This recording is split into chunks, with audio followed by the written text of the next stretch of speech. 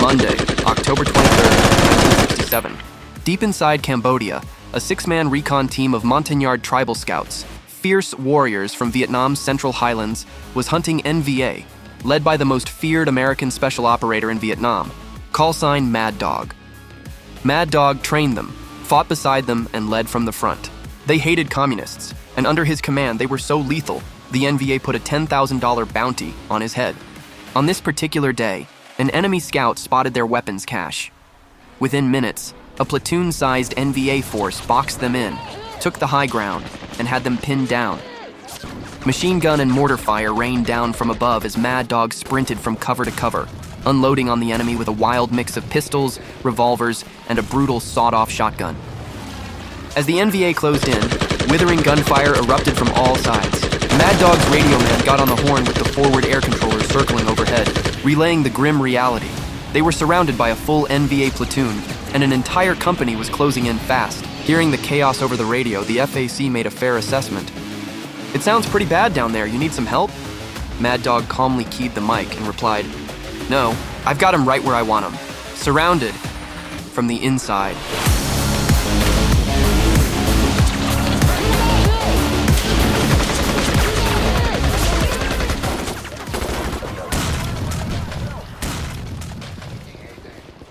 Born on September 24, 1941, in Defuniak Springs, Florida, little is known about Jerry Shriver's early life, almost as if he stepped out of the shadows already wearing combat boots. But one thing's clear, he was destined to become a warrior. Raised on stories of World War II heroes, young men who crossed oceans to fight in the Pacific against Imperial Japan and in Europe against Hitler's war machine, Shriver grew up idolizing their grit. He wanted in.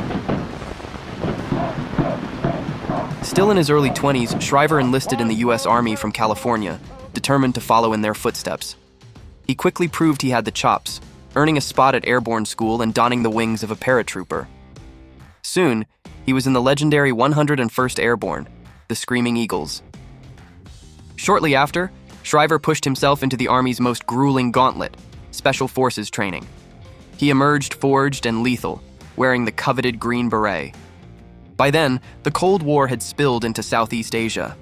After France's 1954 defeat by the Communist Viet Minh, the U.S. backed South Vietnam, marking the start of a brutal new kind of war. From the late 1950s to 1975, American troops would battle a ruthless enemy hell-bent on turning Vietnam red. Despite a high-tech arsenal, jets, choppers, tanks, SAMs, and guided bombs, the Army knew this war couldn't be won with machines alone. They needed men who could disappear into the jungle, outthink the enemy, and hit like a ghost with a sledgehammer. Staff Sergeant Jerry M. Shriver was one of them. Tall and wiry, with a narrow face and a quiet, coiled intensity, he looked like a man wired for war, because he was. Future Medal of Honor recipient Jim Fleming called him the quintessential warrior loner, antisocial, possessed by what he was doing, the best teammate, always training, constantly training. Shriver wasn't the type to make friends. He didn't smile, he didn't do small talk. He stared like a predator, always sizing up prey, studying the terrain, the threat, the next move. Every spare second went to prepping gear, memorizing maps, mastering ambush tactics. He was ruthless with his team. He didn't build camaraderie, he built hunters, night-stalking, mud-soaked, jungle-tough killers. Fleming remembered, "Shriver convinced me that for the rest of my life, I would not go into a bar and cross someone I didn't know." Shriver drank alone, usually a case of beer, parked in the corner of the NCO club. Quiet, focused, waiting for his next mission. And soon, he'd find his tribe. MACV-SOG, the Military Assistance Command Vietnam Studies and Observations Group. A shadow unit so secret, most in the Pentagon didn't know what it was. It pulled from the best: Army Green Berets, Navy SEALs, Force Recon Marines, CIA paramilitaries, and Air Force commandos. Shriver fit right in. From 1966 on, Shriver kept extending his tours. Combat was the only thing that made sense. He logged over 1,000 days in Vietnam and grew especially close to the Montagnards, fierce tribal warriors of Vietnam's Central Highlands. They respected him, feared him, fought beside him. Soon, he earned a name that stuck: Mad Dog. Shriver skipped R&R, volunteered for extra missions, and would even take leave to join other teams without orders. Mad Dog Shriver was addicted to war. Other than the Montagnards, his very best friend was Klaus, a massive German shepherd he'd adopted in Taiwan. While Shriver was away on mission, some NCOs got Klaus drunk as a joke. The dog got sick. When Shriver found out, he walked into the NCO club with his .38 drawn. No one said a word. SOG operators wore tiger stripes and carried suppressed weapons, bows, and prototype gear. Shriver took it further. Off-duty, he wore a velvet smoking jacket and derby hat. Always armed, always alert. He knew enemies were in the wire. He often carried up to 6 pistols, everything from trusty M1911s to hand cannon magnums. He used them all. But in combat, he preferred enemy AKs and RPKs, a brutal sawed-off shotgun, a suppressed World War II-era grease gun, or a .45 caliber M1A1 Thompson. Once, when offered a rifle, he refused, saying, "Those long guns will get you in trouble. If I need more than these, I've got problems anyhow." As a Hatchet Force platoon sergeant, Shriver led small, lethal teams, 2 or 3 Americans and 20 to 30 hand-picked Montagnards. Their mission: sabotage, deep recon, and direct action raids deep in enemy territory. Though a loner by nature, Shriver loved his Montagnards like family. Fiercely independent, fearless in combat, and masters of jungle warfare, they were his brothers. He lived with them, ate what they ate, and slept in their barracks. He spent nearly every dollar of his pay on food, gear, and supplies for their families. Their bond ran deep. So deep, in fact, that Radio Hanoi put a $10,000 price on his head.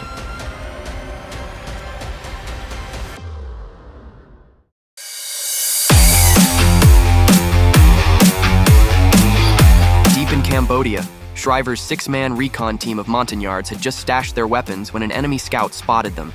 Minutes later, a platoon-sized NVA force boxed them in, took the high ground, and rained down machine gun and mortar fire.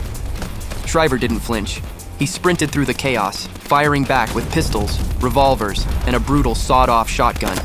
As the NVA closed in from all sides, his radio man got on the horn with the forward air controller circling overhead. "They've got us surrounded," the radio man said. "More on the way." "It sounds pretty bad down there. You need some help?" Mad Dog calmly keyed the mic and replied, "No, I've got him right where I want him. Surrounded from the inside." Wave after wave came crashing in. Shriver and his men met them with grenades and gunfire, shredding the jungle each time they advanced. Pinned against a lake, they had no room to run, but every enemy that came down the funnel was cut to pieces. Shriver moved between positions under fire, reinforcing his line and calling in airstrikes with surgical precision. He turned the ambush on its head and made them pay for every inch. When the NVA finally broke off, Shriver called for extraction. Hueys couldn't land, so he ordered a hoist, pulling his men out one at a time. He stayed behind, covering the team, then clipped in last, still firing as he rose into the trees.